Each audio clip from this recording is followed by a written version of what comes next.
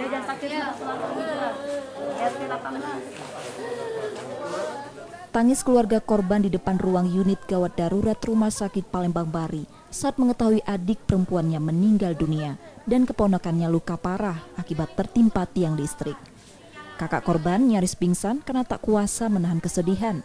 Keluarganya mengalami kecelakaan tragis.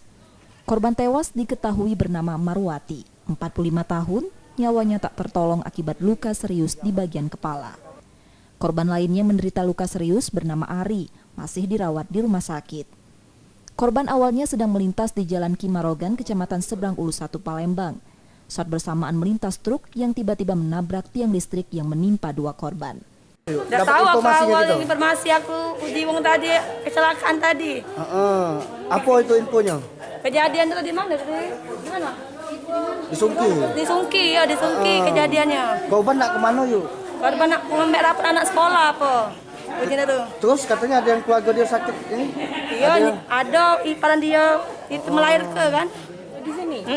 Jadi dia tadi berdua ya? Iya, berdua. Sama siapa yuk? Dengan anaknya. Nah itu dapat informasinya kita bahwa dia kecelakaan di sini. ditimpa apa yuk? Ditimpa Tiang. besi, tiang listrik. Oh, jadi luka di mana tadi Di korban? kepalanya apa? Di kepala. Yang ini anaknya? Di kepala juga. Kepala juga ya. Unit Laka Polrestabes Palembang kemudian melakukan olah tempat kejadian perkara dan mengamankan pengemudi truk yang menabrak tiang listrik. Kasus ini kini ditangani unit Laka Lantas Polrestabes Palembang. Yudi Kiswanto, Kompas TV, Palembang.